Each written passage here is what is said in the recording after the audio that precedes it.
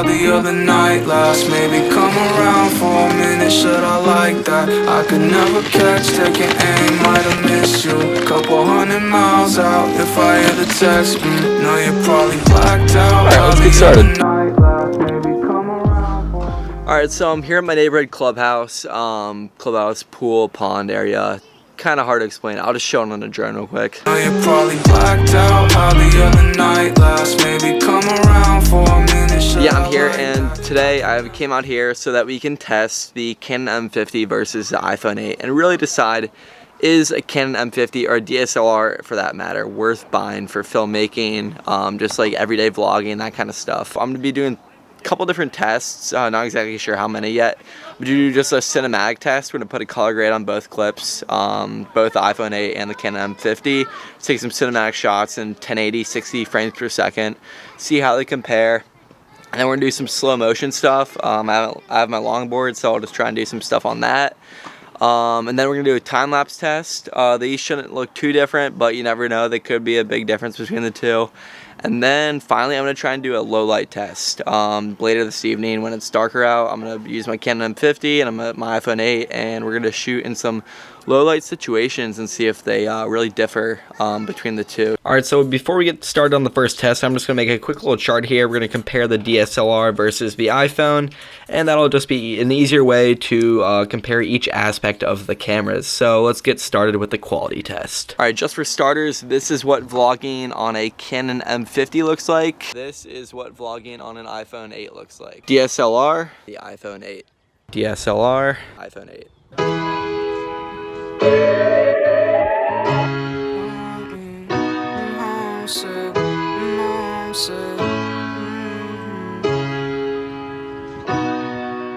Your remedy, hard to settle up, climb your canopy to make it rain from time to time. Alright, so I kind of lied. I said I was going to color grade them. I did not color grade those clips. Those were all raw, but now I'm going to go back, color grade them with the same exact settings, and then I'm going to see how big the difference is.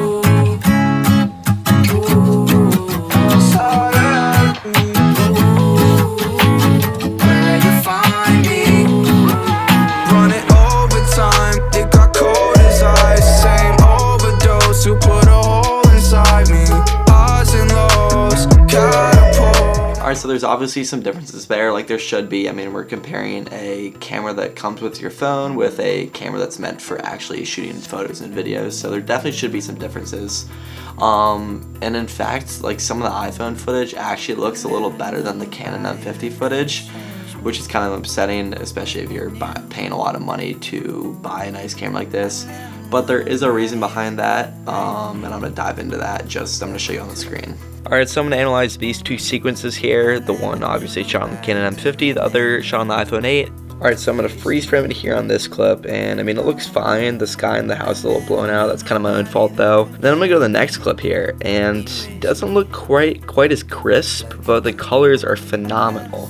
And the reason behind that is because iPhones actually record in much more contrast than do cameras when you're shooting in RAW.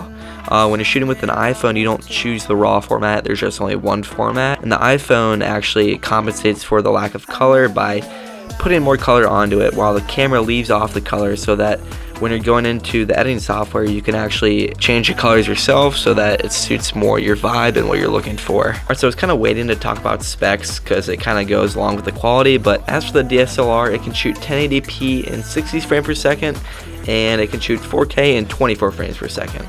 Then as for the iPhone, it can actually shoot 1080p in 240 frames per second, which is slow motion, which is phenomenal. And then 4K in 60 frames per second. The iPhone is actually the winner when it comes to specs. However, we do know that 4K on some cameras doesn't look as good as 4K on others. So as for the DSLR, we're going to put that down as great. Great colors, crisp images. And then as for the iPhone, we're going to put it down as decent. Much better than I thought, to be perfectly honest. Alright, so next up is the slow motion aspect of the camera. And don't worry, these next ones are going to get a lot faster. There's just a lot to talk about in general about the quality of the camera.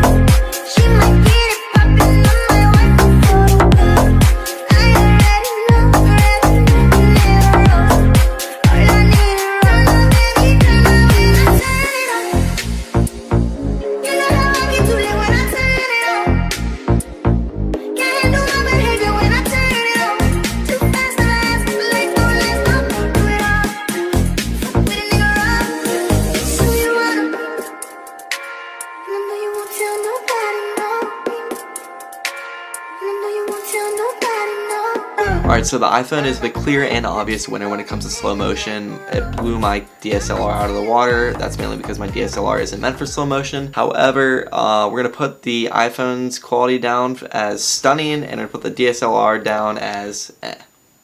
Alright, next up we got the time lapse. By the way, check out this tripod I made. Out of cardboard, that's innovation at its finest, people. Yeah. Baby girl, you're so damn fine, though. Wanna know if I can hit it from behind, though. I'm sipping on you like some fine wine, though. When it's over, I press rewind, though. Alright, there's not really much of a winner there. I mean, they're both pretty similar.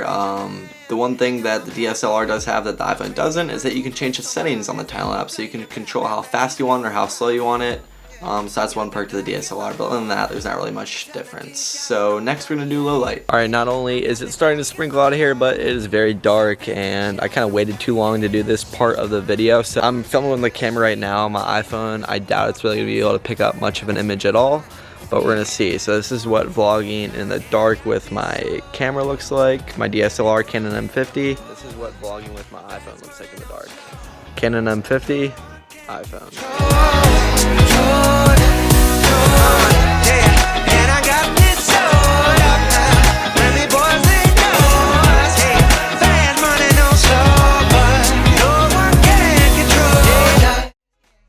Alright, so in low light, neither camera was great. However, the Canon M50 provided a show a little more crisp image, even if it was a little darker, but that can always be changed if you just raise the shadows. However, with the iPhone, it produced a pretty fuzzy and blurry image, even though it did show more light. So I'm going to put the Canon M50 at solid and the iPhone 8 at subpar. In fact, quite subpar. And next we got accessibility. Alright, so I don't even really have to talk too much about this one. I think there's a pretty clear winner. My iPhone is much smaller than my DSLR camera, and that's been the case for pretty much every iPhone compared to any DSLR camera. Here is my DSLR camera looking at me. I mean, you got a tripod, you got a microphone, the camera itself. So obviously this is a lot bigger, a lot more complex than my phone. However, both are really good. Some DSLRs are super small, some are also pretty big. Kind of just depends on what you get, and both are pretty accessible. However, the iPhone is a clear winner in this situation. Alright, and with that in mind, we're going to put the DSLR down for good as it regards to accessibility, and we're going to put the iPhone down for incredible. Now for the cost, I'm looking at Google right now, and I'm seeing iPhone 8 without the cellular plan, of course. This is if you're just using it for solely photography and videography purposes only. I'm seeing it for anywhere from $200 to $240 to even as low as $180 or $185 on eBay. That's a refurbished one, so pretty cheap price here for the iPhone 8 if you're not intending to get a cellular plan. As for the Canon M50, obviously there's no cellular plan involved in this, so they are selling both the camera and the lens together for $600 on the Canon website and Amazon. However, on Amazon, they're also selling kits along with the Canon M50 and lens for $600. So I'm not sure why a whole kit is being sold at the same price as the camera and the lens. However, that would be a pretty good deal if it's actually true. All right, so that brings us to our final question, which is it worth it? Is it worth it to buy a DSLR over an iPhone 8? And the short answer to that is it depends. It depends because people use cameras for all different reasons. Are you trying to be a vlogger? In this case, I would say stick to the phone, because pretty much any shot David Dobrik shoots could be shot on an iPhone and be equally as funny. Are you trying to be a filmmaker or a storyteller? In this case, I would say it depends. A lot of the best films ever made were filmed on an iPhone. That just shows you that it's the story that matters rather than the actual camera quality.